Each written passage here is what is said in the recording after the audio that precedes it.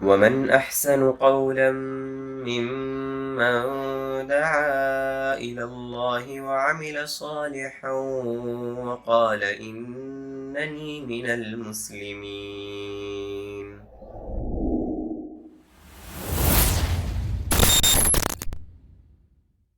السلام علیکم ورحمۃ اللہ وبرکاتہ۔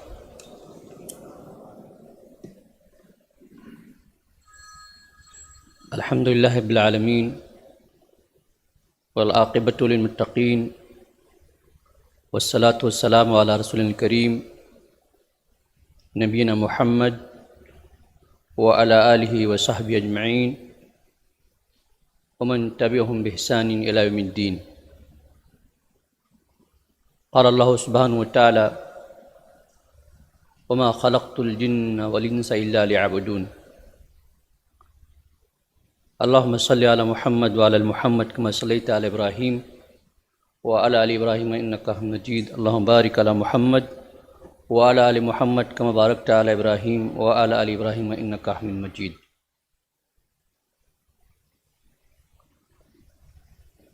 جناب صدر مجلس اور اس مجلس کی نظامت کر رہے شیخ فاضل اور دیگر علماء کرام اور آپ جیسے محترم سامعین کرام،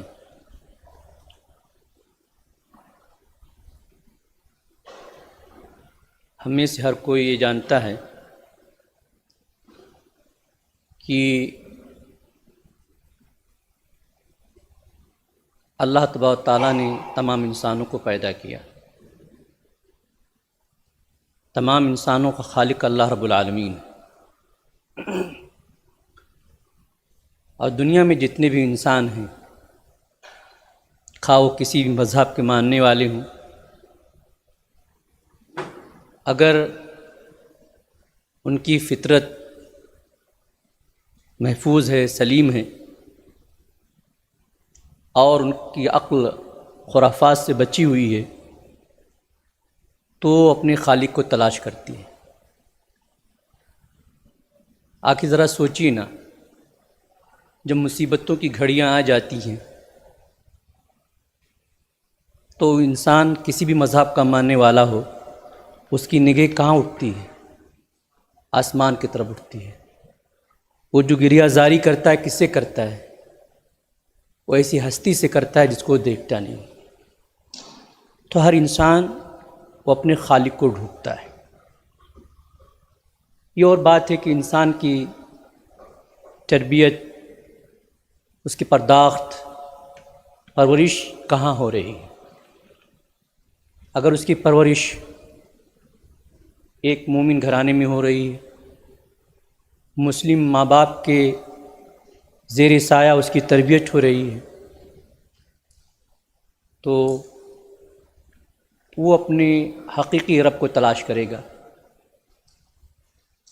اور اس عقیدے کی معرفت حاصل کرنے کی کوشش کرے گا۔ اور اگر کسی کی تربیت ایسے والدین کے زیر سایہ ہے جو دیگر خرافات، رسم و رواج کے حامل ہیں، تو وہ شخص اپنے باطل عقیدے کے باوجود بھی اپنے رب کی تلاش کرے گا، اپنے خالق کی تلاش کرے گا۔ یہاں عقیدے کی اہمیت اجاگر ہو جاتی ہے کہ ایک انسان کو عقیدے کی تعلیم یا عقیدے کی معرفت کتنا ضروری ہے۔ آگے آپ کو میں بتاؤں گا کہ انسان اگر عقیدے کی تعلیم نہیں حاصل کرتا ہے، اس کی معلومات نہیں حاصل کرتا ہے، تو اس کی مثال کس طرح ہے۔ لیکن مناسب ہے کہ پہلے میں عقیدے کا معنی بتا دوں، عقیدے کا مفہوم کیا ہے۔ دیکھیے، عقیدہ عربی زبان کا لفظ ہے، اور عربی زبان میں یہ قریباً 4 معنی کے لیے استعمال ہوتا ہے۔ پہلا معنی تو یہ ہے کسی چیز کو باندھ دینے کے لیے آتا ہے۔ کہتے ہیں عقد الحبل یعقد عقدن ای ربط و شدہ، یعنی آپ نے رسی کو مضبوطی سے باندھ دیا. تو عقیدے کا ایک معنی ہے کسی چیز کو مضبوطی سے باندھ دینا. اور آپ معنی پر دھیان دیجیے، کیونکہ یہ لغوی معنی شرعی معنی سے کتنا قریب تر ہے اس کو سمجھنے میں آسانی ہوگی. دوسرا معنی اس کا کیا ہے؟ اس کا معنی ہے لازم قرار دینا. کہتے ہیں عقد القلب الشیء یا عقد القلب الشیء، عقل نے کسی چیز کو لازم کر لیا یا کسی چیز نے عقل کو لازم کر لیا. اور ایک معنی ہے عہد کے معنی، پیمان کے معنی میں. عقیدہ کے معنی پیمان. کہتے ہیں کہ بین هذه القبیلة وتلک عقد، اور اللہ تعالیٰ کہتا ہے وَأَوْفُوا بِالْعُقُودِ، یعنی اپنے عہود کو، عہد کو پورا کرو. اور ایک معنی ہے تاکید کا، سپورٹنگ میننگ کے لیے. کہتے ہیں عقد البیع ای اکدہ، یعنی جب آپ خرید و فروخت کرتے ہو تو اس کے لیے عقد کا لفظ کہتا ہے، یعنی آپ نے تاکیدی طور پر اس کو مان لیا، تسلیم کر لیا. تو عقیدہ یہ باندھنے کے معنی بھی آتا ہے، لازم پکڑنے کے معنی میں آتا ہے، عہد و پیمان کے معنی میں بھی آتا ہے، اور کس کے معنی میں آتا ہے؟ تاکید کے معنی میں آتا ہے. شرعی طور پر یا اصطلاحی طور پر یا ایز اے ٹرمنالوجی عقیدے کا کیا معنی ہے؟ کہتے ہیں الاعتقاد الجازم الذي لا يخالطه شک فی المطالب الہیہ والنبوات والمعاد وغیرها مما یجب الایمان به. کیا مطلب؟ ہم عقیدہ کہتے ہیں. عقیدہ کیا ہے؟ عقیدہ کہتے ہیں پختہ یقین کرنا. پختہ یقین کرنا، ایسا یقین جس میں کوئی شک نہ آئے. اتنا پکا یقین ہونا چاہیے کہ اس یقین کو کوئی شک متزلزل نہ کر سکے. کس چیز کے بارے میں اتنا پکا یقین ہو کہ شک متزلزل نہ کر سکے؟ مطالب الہیہ میں. مطلب الہیہ کیا ہے؟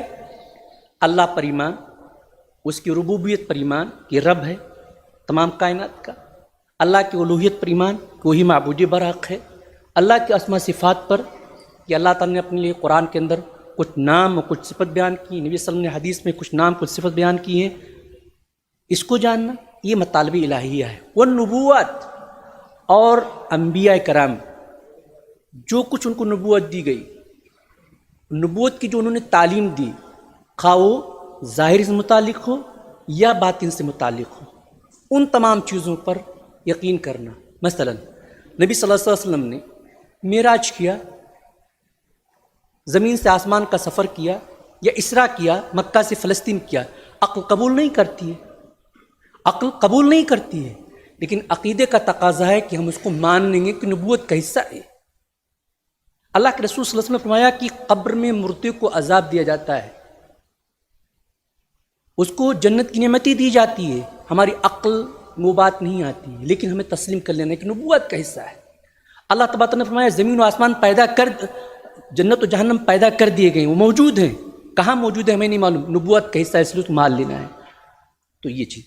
اور والمعاج، اس دنیا کی زندگی کے بعد جہاں ہمیں لوٹ کر جانا ہے، ہمارا حشر ہوگا، ہمارا حساب و کتاب ہوگا، جنت کو جنت، جنتی کو جنت، دوزخی کو جہنم، اللہ تعالیٰ کی اطاعت کرنے والوں کو جنت، نافرمانی کرنے والوں کو جہنم. یہ ساری چیزیں معاد کا حصہ ہیں. ان معاد کے حصوں کو بھی اس پر پکا یقین کرنا، کوئی اس میں شک نہ پیدا ہونے پائے. اور اس کے علاوہ بھی دیگر چیزیں اس پر ایمان لانا ضروری ہے. یقین مانیے کہ آج ہمارے نوجوان، میں چونکہ ایک ٹیچر ہوں تو ہمارا سابقہ زیادہ تر اسٹوڈنٹ سے پڑھتا ہے. آج کل ہماری بچیاں یا ہمارے نوجوان بچے جن کے اندر ارتداد پایا جاتا ہے، اس کی وجہ کیا ہے کہ بچپن میں جو عقیدے کی تعلیم ہونی چاہیے اور جو اس کی مضبوط بنیادیں ان کے ذہنوں میں ڈالنا چاہیے، چاہے وہ غیب سے متعلق ہوں، چاہے نبوات سے متعلق ہوں، وہ اتنا مضبوط نہیں ہوتا ہے. اس لیے معمولی ہوا کا جھونکا ان کے عقیدے کے تاندے باندے جو ایک خش و خاشاک کے طریقے ہوتے ہیں اڑا دیتے ہیں اور وہ چند لمحوں میں جنت سے اپنے لیے جہنم خرید لیتی ہیں یا خرید لیتے ہیں۔ تو عقیدے کا میں نے مفہوم بتایا آپ کو کہ آپ کا اتنا کامل و پکا یقین ہونا چاہیے کہ آپ کے عقیدے میں کوئی شک نہ آئے، اور وہ چاہے اللہ تعالیٰ کی ربوبیت، الوہیت، اسماء صفات کی بات ہو، یا نبوات کی بات ہو، رسالت کی بات ہو، یا آخرت کے دن کی بات ہو، یا اس طرح کی کوئی بھی چیزیں ہیں۔ یہ عقیدے کی تعریف ہے۔ تیسری چیز بہت اہم چیز ہے، وہ چیز کیا ہے کہ ہم جانتے ہیں کہ عقیدہ کا ایک ہی نام ہے، عقیدہ ہے۔ عقیدہ کئی نام سے جانا جاتا ہے۔ اسلامی عقیدہ اپنے اسلامی کتابوں میں، سلف کی کتابوں میں یہ کئی نام سے جانا جاتا ہے۔ پہلا تو عقیدہ توحید، اس کو ہم توحید سے بھی جانا جاتا ہے، عقیدے کو توحید کہا جاتا ہے۔ آپ سلف کی کتابوں کو دیکھیے، ابو بکر بن خزیمہ رحمہ اللہ نے کتاب لکھی التوحید و اثبات صفات اللہ عز و جل۔ آپ دیکھیں گے ابن مندہ رحمہ اللہ نے کتاب لکھی التوحید و اثبات اسماء اللہ، التوحید و معرفت اسماء اللہ و صفاتہ، توحید کے نام سے لکھی۔ اور ایسے ابن قدامہ المقدسی نے بھی توحید کے نام پر لکھی۔ تو عقیدے کا ایک نام توحید بھی ہے۔ اور پھر آپ ایک مشہور کتاب کا نام آپ دیکھتے ہیں، وہ محمد بن عبد الوہاب رحمہ اللہ کی کتاب، ایک ابھی معاصر عالم کتاب ہے، شیخ صالح فوزان حفظ اللہ کی کتاب ہے توحید کے نام سے۔ تو یہ عقیدہ اسلامیہ توحید کے نام سے بھی جانا جاتا ہے، ٹھیک ہے۔ عقیدہ اسلامیہ ایمان کے نام سے بھی جانا جاتا ہے، اور اس پر بھی بہت سی کتابیں لکھی گئی۔ ابن مندہ کی کتاب ہے الایمان کے نام پر، انہوں نے کتاب لکھی۔ اس طرح آپ دیکھتے ہیں ابن تیمیہ رحمۃ اللہ علیہ کی کتاب ہے ایمان کے نام سے۔ یہ سب میں ایمانیات کی بات ذکر ہے جو عقیدہ اسلام سے متعلق ہے۔ تو عقیدے کا ایک دوسرا نام کیا ہے؟ وہ ایمان بھی ہے۔ عقیدے کا ایک تیسرا نام ہے اصول الدین ہے۔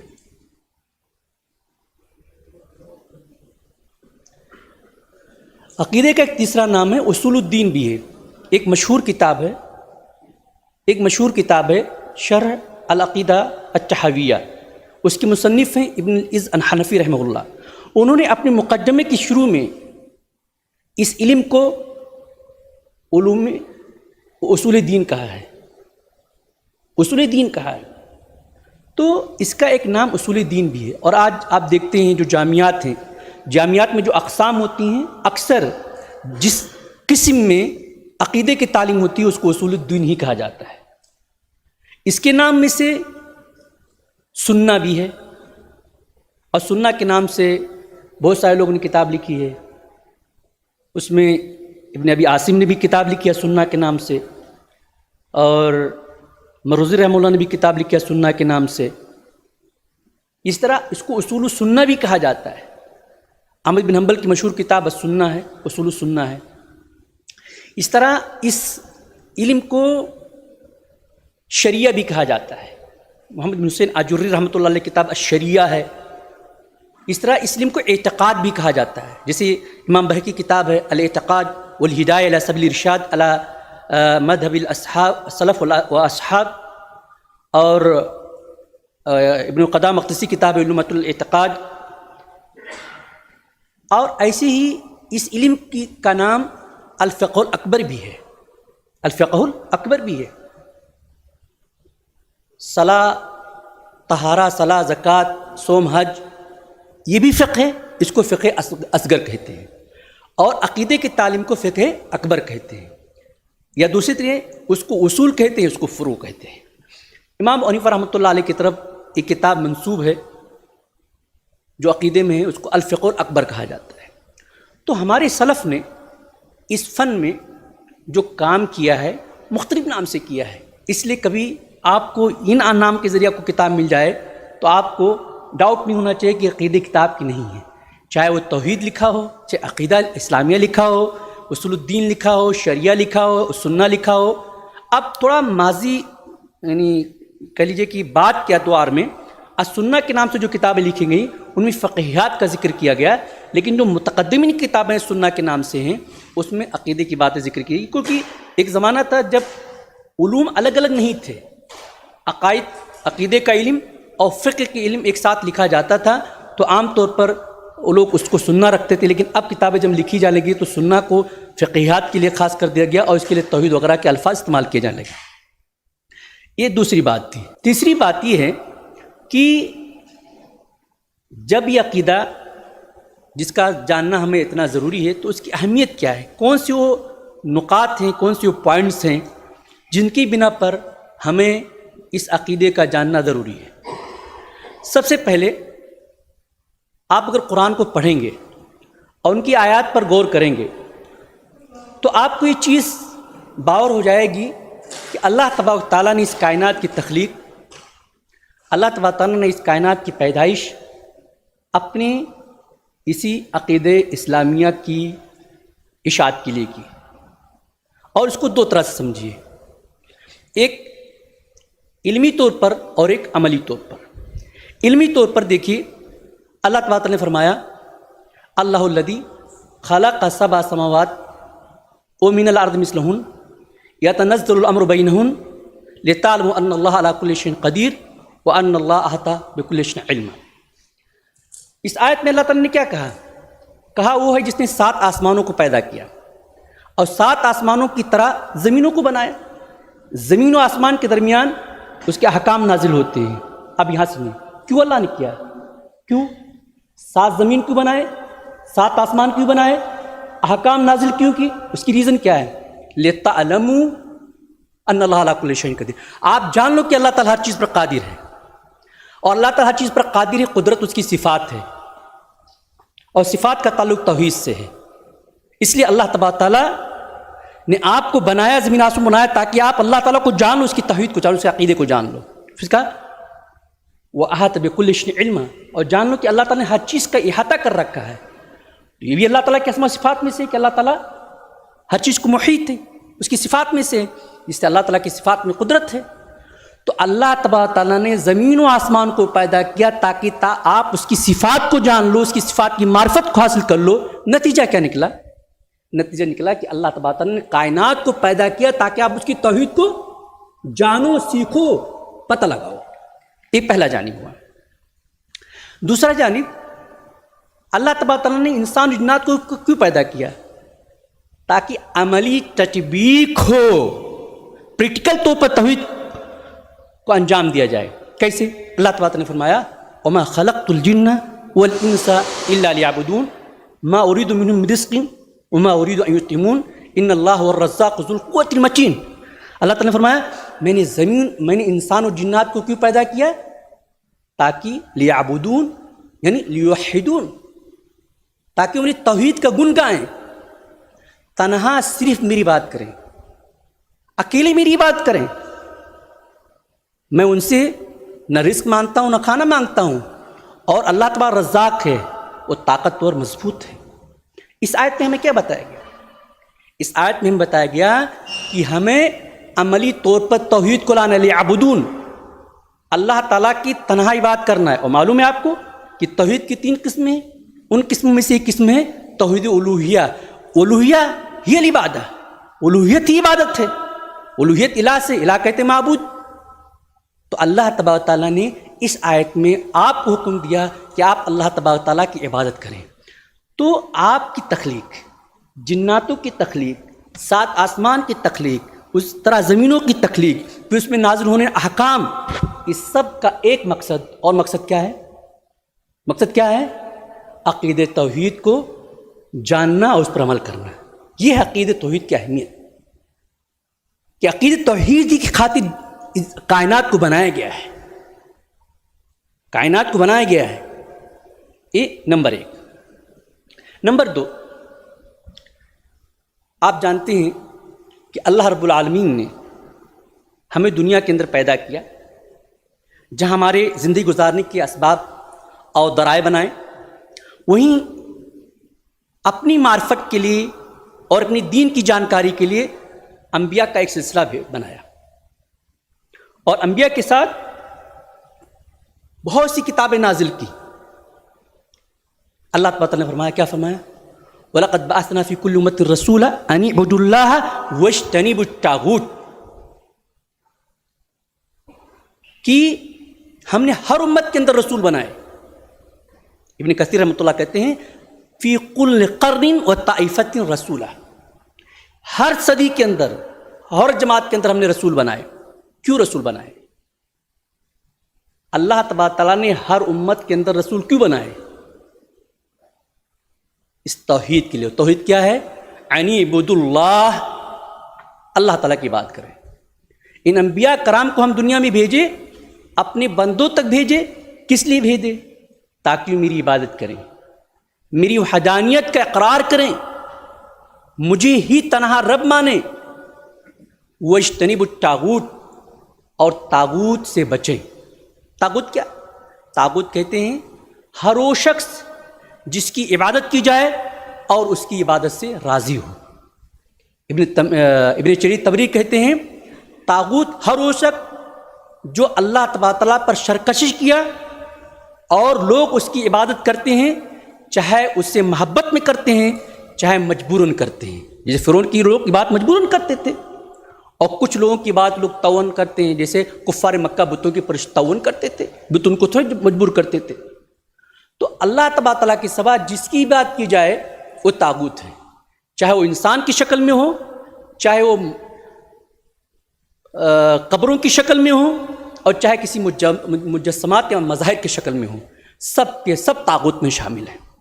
تو اللہ تبارک تعالیٰ نے اس آیت کے اندر فرمایا کہ ہم نے ہر امت کے اندر رسول بھیجے، اور رسولوں کا مشن کیا رہا؟ دو چیزیں رہیں، ایک تھا مثبت، ایک تھا منفی. مثبت کیا تھا؟ صرف اور صرف اللہ رب العالمین کی عبادت کرنا ہے، اللہ رب العالمین کی عبادت کرنا ہے. اور منفی کیا تھا؟ اللہ تبارک تعالیٰ کے ساتھ شرک نہیں کرنا ہے، شیطان کے ورغلان میں نہیں آنا ہے، اس کے ساتھ کسی کے شریک نہیں کرنا ہے. تو نتیجہ کیا نکلا کہ اس توحید کی اہمیت یہ ہے کہ جی توحید کی نشر و اشاعت خاطر، توحید کی نشر و اشاعت خاطر، توحید کو عام کرنے کی خاطر اللہ تبارک تعالیٰ نے کیا کیا؟ رسولوں کا ایک سلسلہ بھیجا، رسولوں کو بھیجا. اور تیسری چیز جو عقیدہ توحید یا عقیدہ اسلامیہ کی اہمیت میں ہے کہ یہ عقیدہ توحید اور توحید کی دعوت، یہ کسی مسلمان پر جو چیزیں واجب ہوتی ہیں سب سے پہلی چیز ہے. اللہ کے رسول صلی اللہ علیہ وسلم نے جب معاذ بن جبل رضی اللہ تعالیٰ عنہ کو یمن کی طرف بھیجا تو کیا کہا؟ اذا جئتهم فادعهم الى ان يشهدوا ان لا الہ الا اللہ. آپ کو اور بخاری کے دوسرے الفاظ میں فلیکن اول ما تدعوهم الیہ عبادت اللہ، کہ آپ جا رہے ہو یمن میں تو آپ اپنی اس کام میں جہاں جا رہے ہو سب سے پہلے آپ کا کام کیا ہوگا؟ وہ کام ہوگا کہ ان کو توحید کی دعوت دینا. اس لیے ایک مسلمان پر سب سے پہلی چیز جو واجب ہوتی ہے وہ توحید ہوتی ہے. اور ایک داعی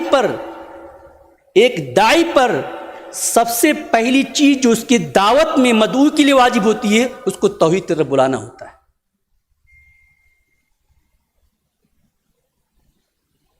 یہ توحید کی اہمیت ہے کہ اللہ کے رسول نے اور دیگر چیزوں کو اہمیت نہیں دی، کہ آپ کا سب سے پہلے کام ہونا چاہیے کہ آپ توحید کی دعوت دو.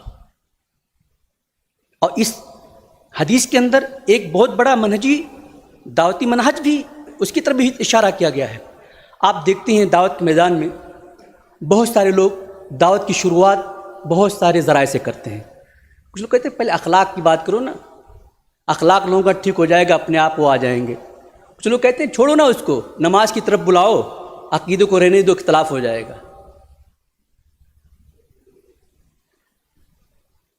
مدینہ کے بہت بڑے عالم ہیں، اللہ تعالیٰ نے کفایت میں شیخ عبد المحسن عباد حفظ اللہ. ایک مرتبہ ان کے درس میں ہم لوگ بیٹھے ہوئے تھے مسجد نبوی میں، تو ان سے سوال کیا گیا کہ شیخ آپ کی کیا رائے ہے کہ ہم لوگ جس ملک میں رہتے ہیں مصلحتاً ہم توحید کی بات کو نہ ذکر کریں، حکمتاً نہ ذکر کریں، اور پہلے دوسری باتوں کو ذکر کریں. بڑا اچھا جواب ان کا تھا. کہا ہزاروں سال اس کے تجربے ہو گئے، اب مزید تجربے کی ضرورت نہیں ہے. ہزاروں سال اس کی تجربات ہوئے، اب تجربے کی ضرورت نہیں ہے. اب ہمیں ہر حال میں جب ہماری دعوت کی شروعات ہوگی تو حکمت کے ساتھ اور رسول اللہ علیہ وسلم کی اصولوں کو اپناتے ہوئے دعوت توحید سے ہی شروعات کرنا ہے.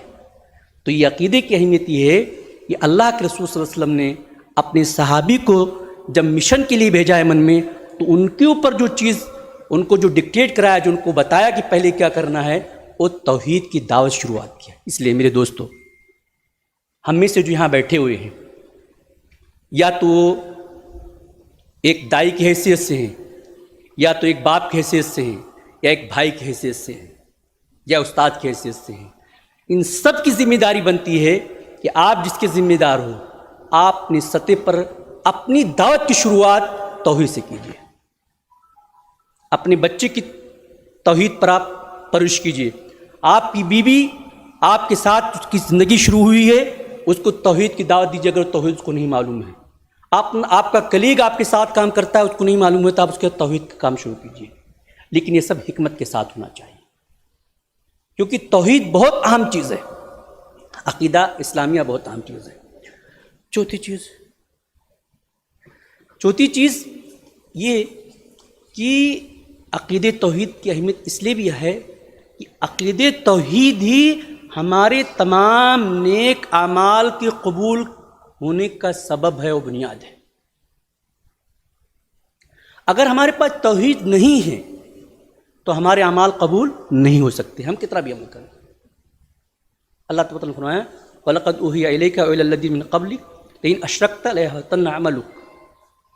آپ کی طرف بھی وحی کی گئی اور آپ سے پہلے لوگوں کی طرف بھی وحی کی گئی.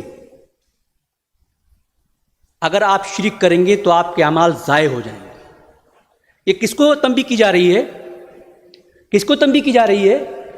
محمد صلی اللہ علیہ وسلم کو تنبیہ کی جا رہی ہے کہ آپ اگر شرک کریں گے تو آپ کے اعمال ضائع ہو جائیں گے. ہم اور آپ کون ہیں؟ ہم آپ کون ہیں؟ جب ایک رسول کو تنبیہ کی جا رہی کہ آپ شرک کریں گے تو آپ کے اعمال ضائع ہو جائیں گے. اس لیے میرے بھائیو، اگر توحید نہیں ہے، آپ کتنا بھی عمل کریں، آپ کتنا بھی صدقہ کریں، آپ کتنا بھی چیریٹی کریں، آپ کتنا بھی اخلاقیات کا مظاہرہ کریں، آپ کتنے بھی خیر کے کام کریں، اللہ تبارک تعالیٰ آپ کو اس کا بدلہ دنیا میں دے دے گا. آخرت میں آپ کا کوئی بھی نصیب نہیں ہوگا، کیونکہ آپ کے پاس توحید نہیں. آپ اگر توحید نہیں جانتے، آپ توحید کو عمل میں نہیں لاتے، توحید کو نہیں سیکھتے ہیں اور عمل پر عمل کیے جا رہے ہیں، کس کے لیے کیے جا رہے ہیں؟ کس کے لیے آپ کا عمل ہے؟ آپ کا عمل ہے کس کے لیے؟ آپ اس کو جانیں. اس کے بعد جو چیز ہے کہ آخری پوائنٹ انشاءاللہ اس میں بات میں ختم کر دوں گا کہ توحید کی اہمیت میں سے یہ ہے کہ اللہ تبارک تعالیٰ کے جو حقوق ہیں، ان حقوق میں سب سے بڑا حق اس کے بندوں پر یہ ہے کہ وہ اس کی توحید کو بجا لائیں، اس کی توحید کو مانیں. اللہ کے رسول صلی اللہ علیہ وسلم سے ہے کہ اللہ کے رسول صلی اللہ علیہ وسلم نے معاذ بن جبل رضی اللہ تعالیٰ عنہ سے روایت کہتے ہیں کہ ہم اللہ کے رسول صلی اللہ علیہ وسلم کے پیچھے بیٹھے ہوئے تھے. اتنی میں پوچھتے ہیں کہ اے معاذ بتاؤ تمہیں معلوم ہے کہ اللہ کا حق بندوں پر کیا ہے اور بندوں کا حق اللہ پر کیا ہے؟ تو معاذ بن جبل رضی اللہ تعالیٰ عنہ کہتے ہیں کہ اللہ اس کے رسول زیادہ جانتے ہیں. تو کہا اللہ کا حق بندوں پر یہ ہے، کیا ہے؟ ان یعبدوہ ولا یشرکوا بہ شیئا، تنہا اللہ کی بات کریں، اس کے ساتھ شرک نہ کریں. اور اللہ کی بات کرنا اور شرک سے دور رہنا یہ توحید ہے. اور کیا بندوں کا حق اللہ پر کیا ہے؟ ان لا یعذب من لا یشرک بہ شیئا، کہ اللہ تعالیٰ اس کو عذاب نہ دے جو اس کے ساتھ شرک نہیں کرتا ہے. تو یہ توحید جو ہے اللہ کے حقوق میں سے پہلا حق ہے. اس نے ہمیں پیدا کیا، ماں باپ دیا، زمین آسمان مرائیں، آشائش کے سارے ذرائع پیدا کیے، اور ہم اس کا حق نہ ادا کر پائیں 60 سال 65 سال 70 سال میں؟ اس لیے سب سے پہلے ضروری ہے کہ ہم اللہ تعالیٰ حق کو پہچانیں اور اس کے حق کو ادا کریں۔ اللہ تعالیٰ سے دعا کرتا ہوں کہ اللہ تعالیٰ ہم اور آپ کو عقیدۃ توحید کی سمجھنے، اس کو اپنانے اور اس پر عمل کرنے کی توفیق عطا فرمائے، اور اللہ تعالیٰ جب تک ہمیں دنیا میں زندہ رکھے، ایمان اسلام پر زندہ رکھے، خاتمہ ہوت ایمان پر ہو۔ آمین رب العالمین۔ وآخر دعوانا الحمد للہ رب العالمین۔ السلام علیکم ورحمۃ اللہ وبرکاتہ۔